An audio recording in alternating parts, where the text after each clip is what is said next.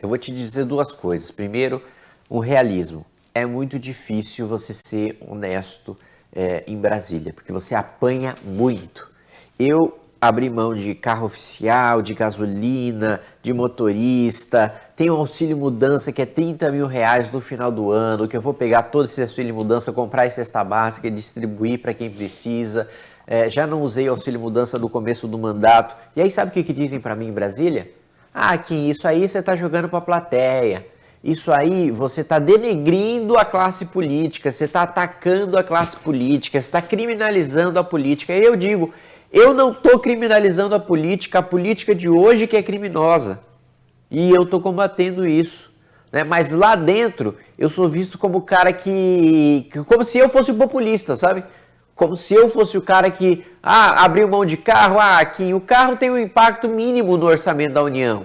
E é verdade. Agora, eu tenho que dar o exemplo. Política é sobre representatividade. Se o eleitor não me vê fazendo o que tem que ser feito, eu nunca vou ter moral de arrastar a sociedade para pensar a mesma coisa. Então, o primeiro ponto, é muito difícil.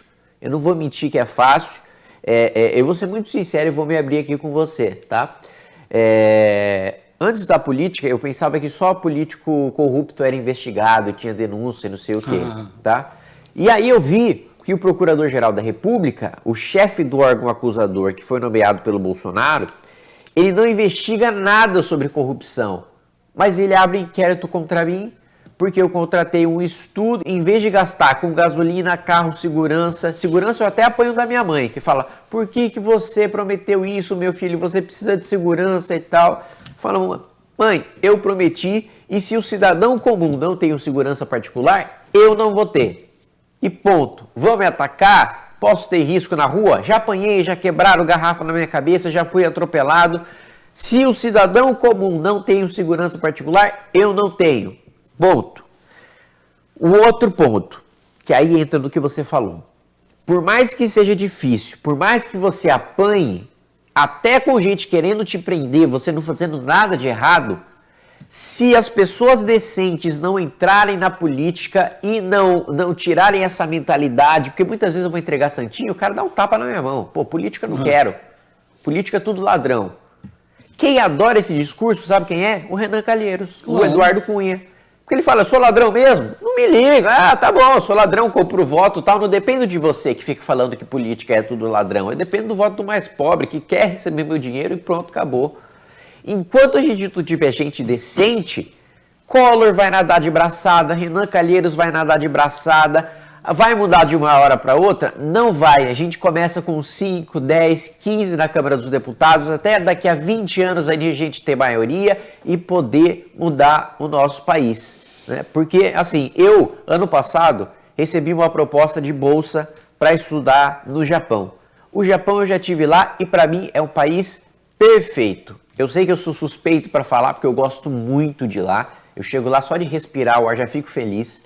É uma educação absurda. Você vai comprar uma bala de 5 centavos, a moça se curva para você e fala, muito obrigado por você comprar essa bala. Muito obrigado, muito obrigado, muito obrigado. As duas palavras que eu mais escuto no Japão, licença, desculpa, obrigado. E isso é da caixa do supermercado até o vice-primeiro-ministro, ministros das finanças que eu tive a experiência de conhecer. E digo mais, quando eu me encontrei com o Taro Aso, que era vice do Shinzo Abe, que infelizmente sofreu aquele atentado, ele falou, olha, o serviço de inteligência aqui do Japão descobriu que você gosta de anime, né? Porque ele tem um briefing. Você gosta de anime. Então eu comprei lá, tem a tradição do omiyage. O que é o omiyage? Quando você conhece alguém pela primeira vez, você leva um presente. E aí ele levou pra mim um álbum maravilhoso, cheio de figurinha do Dragon Ball, do One Piece, Kimetsu no Yaiba, vários animes. E eu falei, muito obrigado.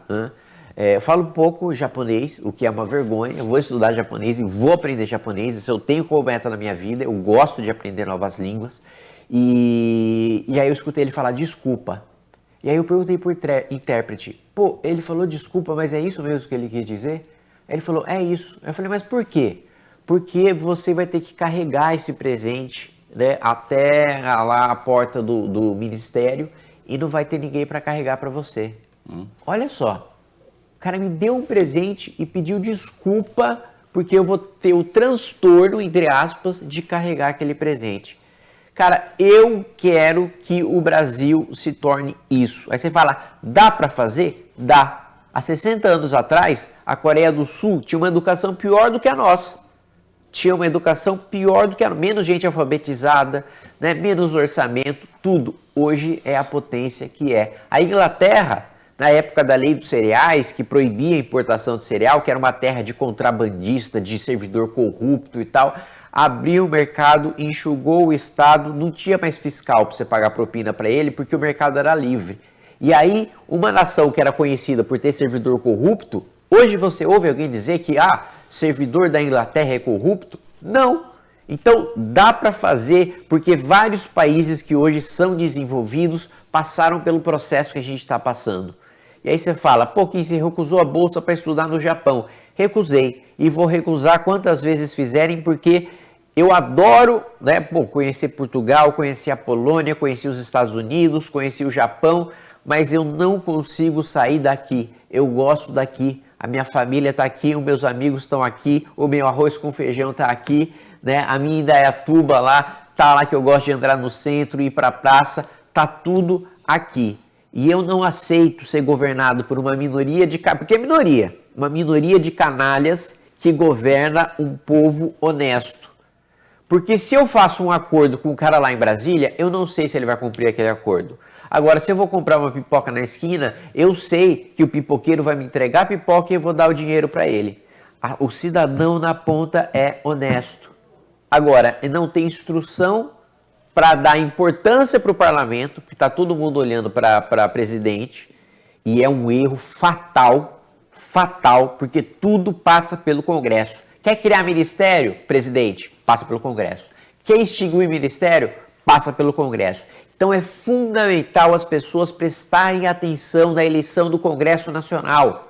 Quem quer que seja ideologia, não interessa a ideologia, interessa você saber qual é a proposta, qual é o trabalho, qual é a história daquele cara, né? Então é isso. Quanto mais a gente deixar os canalhas tomarem conta da política e falar que política não presta, do sofá, e depois ficar reclamando que a política tá ruim, e aí, o que você fez para mudar? Você lembra quem você votou na última eleição? A maioria não lembra. Eleição não é só votar, é você acompanhar quem você votou e saber se ele está cumprindo as promessas dele. Senão, você não é um cidadão, você não está acompanhando a política e você é parte do problema.